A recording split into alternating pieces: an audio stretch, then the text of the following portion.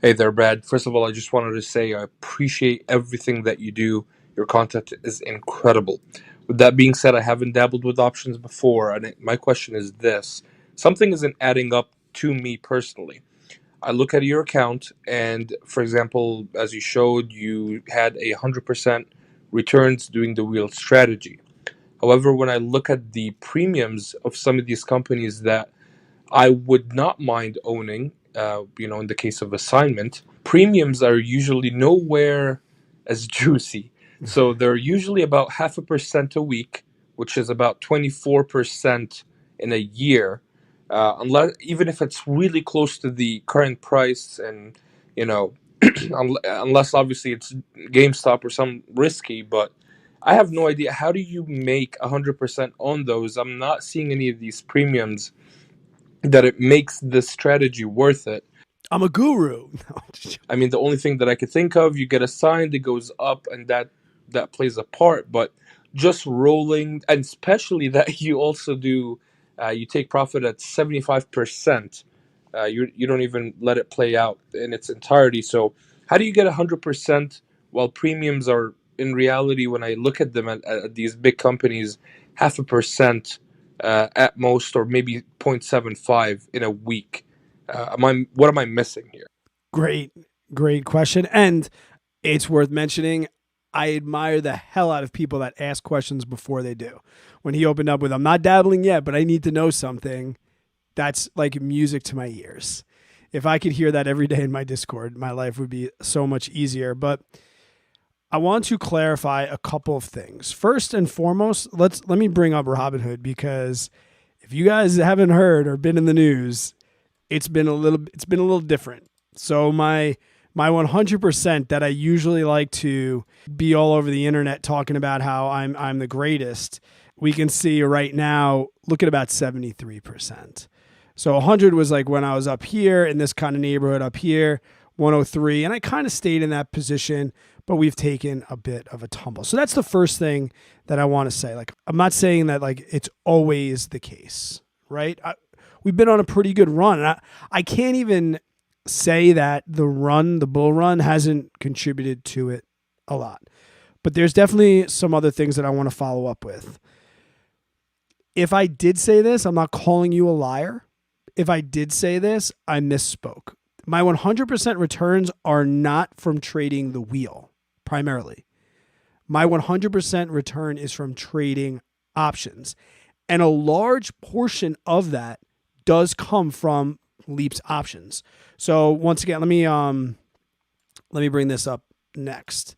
So if I bring up, we can probably get to this poor man's covered call sheet in a little bit. I definitely want to talk about we could talk about both the wheel and whatnot. But if we look, my average return is somewhere in the neighborhood of 30 right now. 36% is what I've had, and with these leaps coming down to about 110 days, like that's, if you figure most of them are 365 days, that means I made 30% in 2/3 of that time. So I have another 30% hypothetically that I can make. So if that makes sense, it's not just the wheel. So I want to be very, very clear there. My 100% returns, that would be very, very hard for the wheel, but not really. All right. I have said, and I still stand by the fact that I think you can wheel at a 10% return monthly, which would be about 120%. Now, can you do it every month? No. Could you do it for a lifetime? Absolutely not. I think a large portion of my 100% return is a little bit of good timing, a little bit of luck, and I just don't want to confuse, return on investment versus annual return on investment, right? So if I'm making 10% every single month and I say I can replicate that, that's where I'm up in those 100% ranges. So you mentioned that premiums aren't like juicy. Like, I get that. That how do we make them juicy, right? How do we drive a premium? We can do that with what? Volatility. We can do that. So volatility, like how volatile a stock is. Is it a meme stock? Is it crazy, or is it a blue chip, like run of the mill? The higher the volatility, the greater the premiums. So that can make something juicy. The other thing that could go up is intrinsic value, the difference in your strike and your share price, right? As the share price goes up, that intrinsic value is going to go up, and that also is going to vary with the share price. It doesn't really drive things crazy. And the other one is theta. How close are we to expiration and how much value are we losing? If we look at like my wheel timeline, my history of the wheel, you'll see some very, very blue chip companies in there, right? You'll see those dividends, but there's also some pretty volatile stocks or stocks that I got during a period of volatility. We talk about Tattoo Chef, pretty volatile. I was getting $200 monthly premiums on that. Now they sell weeklies and they're doing pretty well even now that they're weeklies.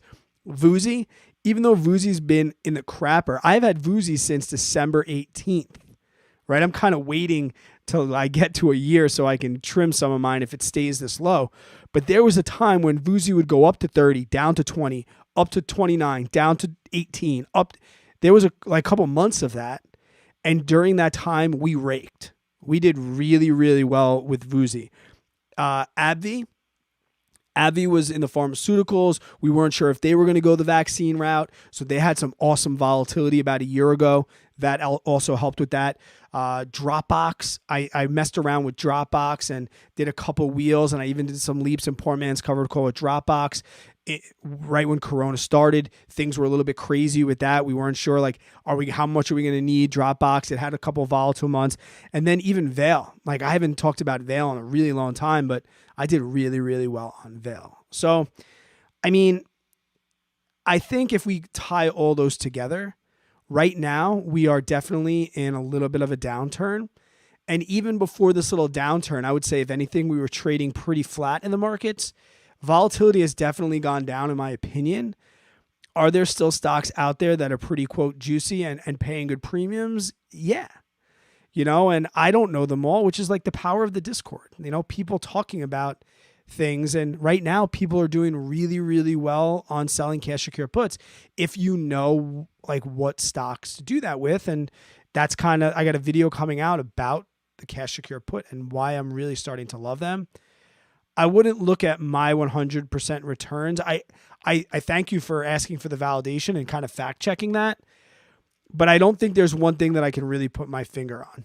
I would say that I probably did about 50% in Paul Marin's covered calls and covered calls on the wheel, and I probably did another 50, 60% in growth in those leaps options as well. So it's not all the wheel. To get 100% in the wheel, you got to really be doing a lot of things right for a really, really long time. And I don't think that I could ever sustain. I don't want you ever to think that I plan on sustaining a 100% return. If I did, I would be the hedge fund manager of the year. I would be making investments in ETFs, and people would think I was godly, and I'm far from that. I'm just trying to make a little bit. If I can really realistically get myself 8 to 10% a month, and then know that I'm probably going to have some down months. I'm going to have some slow months. I'm going to go to the summer. I'm going to sell weeklies, things like that. I think that's definitely more realistic.